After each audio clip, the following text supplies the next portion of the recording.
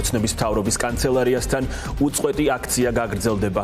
დიუშენის სინდრომის მქონე ბავშვების მშობლები ირაკლი კობახიძეს კიდევ ერთხელ 2 დღეში შეხვდებიან. დღევანდელი აუდიენცია 2 საათი გაგრძელდა. მშობლების თქმით, მათ მედიკამენტების შემოტანაზე დაპირება არ მიუღიათ, თუმცა ირკვევა, რომ ოლიგარქის პრემიერს მოუწია უკან წაეღო ისეთი დეზინფორმაცია, როგორიცაა, რომ თითქოს ოჯახები პოლიტიკურად არიან მართულები და რომ ამერიკის და ევროპის მიერ ავტორიზებული წამლები ჯანმრთელობისათვის საზიანოა. ნინი ბალანჩივაძე აგრძელებს ამ თემაზე ფორმულას პირდაპირ ეთერში საუბარს. ნინი გისმით.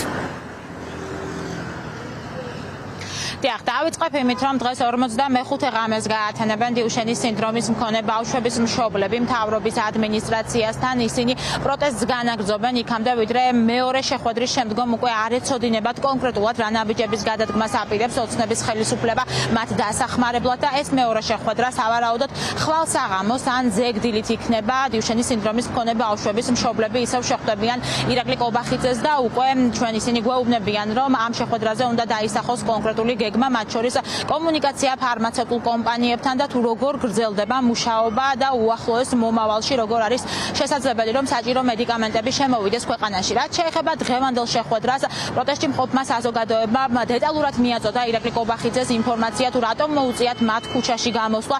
მიაწოდეს ინფორმაცია იმასთან დაკავშირებით, რასთან მიმართებითაც აქამდე ცურდათ მათ ირაკლი კობახიძესთან შეხვედრა 3 თვის განმავლობაში ითხოვდნენ მშობლები ამ აუდიენციას, თუმცა ამ დრომდე ირაკლი კობახიძე მათ არ ხვდებოდა. დღეს კი მშობლებმა განუმარტეს დეტალურად ოცნების პრემიერს, რატომ გამოვიდნენ ისინი ქუჩაში, უთხრეს, რომ 2 წლის განმავლობაში ისინი ითხოვდნენ, მათ შორის არაერთი შეხვედრა ჰქონდა ჯანდაცვის სამინისტროში, ითხოვდნენ შვილებისთვის საჭირო მედიკამენტების ქვეყანაში შემოტანას, თუმცა ეს მცდელობები უშედეგოდ აღმოჩნდა. ასევე მათ დეზინფორმაციასთან დაკავშირებით ჰქონდათ საუბარი, იმ PR კამპანიასთან დაკავშირებით, რომელიც აგორებული იყო ამ შემთხვევაში მშობლების წინააღმდეგ, რომ თითქოს ისინი პოლიტიკურად მართულები იყვნენ და გარდა ამისა მშობლებმა დეტალურად მიაწოდეს ინფორმაცია მედიკამენტებთან დაკავშირებით, რომლის გაშავებასაც ცდილობდა აქამდე ქართული ოცნება და ოცნების წარმომადგენლები აკეთებდნენ განცხადებებს, რომ ძალიან ბევრი კითხვის ნიშანი არის ამ მედიკამენტის ეფექტიანობასთან დაკავშირებით, მედიკამენტების რომელსაც მოიხმარენ როგორც ევროკავშირის წევრ ქვეყნებში, ასევე ამერიკის შეერთებულ შტატებში.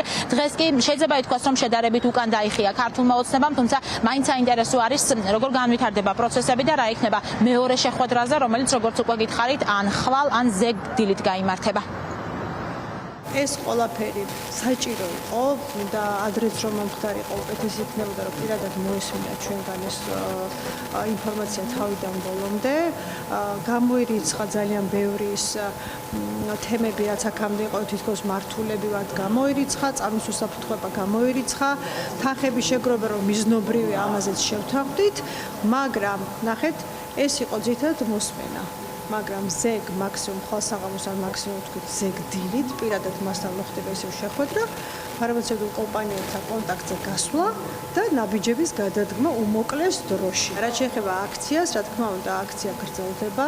ძალიან დიდი და სერიოზული დისკუსია ჰქონდა დღეს, 100 სხვადასხვაობაც იყო პრეპარატებისთან, კონკრეტულ პრეპარატებთან დაკავშირებით, მაგრამ ამ საკითხებზე მე შეიძლება ცოტა გადამეტებული მელოდინი მქონდა და მე ვფიქრობდი, რომ ჩვენ აქედან გეგმას გამოვიტანდით კონკრეტულად, მაგრამ ვერ გამოვიტანეთ და ალბათ ასე ლოგიკურიც იყო, რომ ვერ გამოვიტანდით, იმიტომ რომ ჯერჯერობით პოზიციების დაახლოება მიმდინარეობს. შემდეგი ეტაპი უკვე ჩვენთვის იქნება თითოეულ მედიკამენტთან დაკავშირებით მსჯელობა, კომპანიებთან დაკავშირებით მსჯელობა და ვფიქრობთ, რომ შემდგომ ეტაპზე ჩვენ უკვე კომპანიების კონტაქტზე გადავალთ.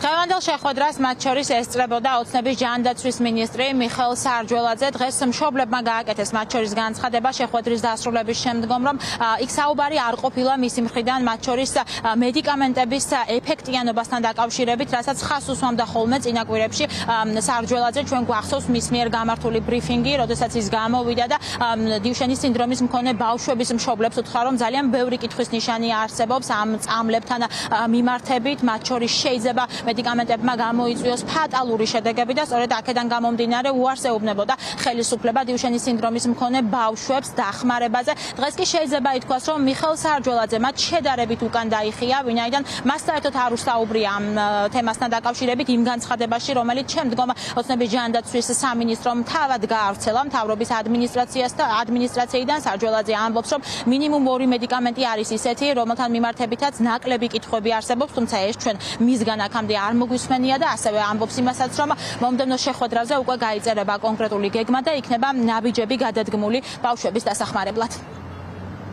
არ არის მარტივი ამ საკითხებზე გადაწყვეტილებების მიღება, ეს ვინაიდან საუბარია 4 ტიპის, ასე ვთქვათ, მედიკამენტზე, რომელთა ირგვლივ სტატუსიც, მდგომარეობაც, განწყობაც, პოტენციალიც, გადაწყვეტილების მიღების მზადყოფნაც კი აბსოლუტურად თვისობრივად განსხვავებულ ეტაპზეა. მე ადრეც აღვნიშნე, რომ ამ დასახელებული მედიკამენტებიდან ორთან დაკავშირებით გარკვეული ნაკლები კითხვები არსებობს და ვთქვათ, სხვასთან მიმართებაში მეტია ეს კითხვები. ერთმნიშვნელოვნად ვართ განწყობილი საიმისოთ, რომ რაც შეიძლება სწრაფად და რაც შეიძლება ეფექტიანად მოინახოს გადაწყვეტილებები, რომელიც იქნება რეალურად სასარგებლო თითოეული იმ პაციენტისთვის, რომელსაც უნდა ემსახურებოდეს ასეთი გადაწყვეტილებები. ჩვენ უახლოეს მომავალში სავარაუდოდ კიდევ გვექნება ასეთი შეხვედრა, ამ საკითხებზე კიდევ გაგრძელდება მსჯელობა და როგორც ეს დასაწყისშიც აღინიშნა, რა წამს იქნება მზად გადაწყვეტილება მისაღებად, რა თქმა უნდა, ყოველგვარი დაყოვნების გარეშე ასეთი გადაწყვეტილებები იქნება მიღებული. პროტესტში მყოფი საზოგადოება მიიჩნევს, რომ ირაკლი კობახიძეს და ქართულ ოცნებას უკან დახევა მოუწია სწორედ იმ პროტესტიდან გამომდინარე, რომელიც მიმდინარეობდა უწყვეტად უკვე 45 დღის განმავლობაში, მათ შორის საზოგადოებამ აჩვენა ძალიან დიდი ერთობა, როდესაც საქმე ეხება დიუშენის სინდრომის მქონე ბავშვებს, მათ მკურნალობას, შესაბამისად მათ აქვთ ოპტიმისტური მოლოდინები, ამბობენ, რომ შემდგომი შეხვედრა უკვე იქნება კონკრეტულ საკითხებზე მსჯელობის შეხვედრა, სადაც უკვე გაიწერება გეგმა, მათ შორის ფარმაცევტულ კომპანიებთან კომუნიკაციის გეგმა და ისინი ამბობენ, რომ თუ ქართულ ოცნებას ექნება პოლიტიკური ნება, ამ შემთხვევაში სავარაუდოდ 2 თვის ვადაში შესაძლებელი არის, რომ საჭირო მედიკამენტები შემოვიდეს ქვეყანაში. როგორც უკვე გითხარით, დღეს 2 საათიანი შეხვედრა დასრულებული არის და ოცნების მთავრობის ადმინისტრაციაში მომდევნო შეხვედრა ან ხვალ, ან ზეგდილით გაიმართება.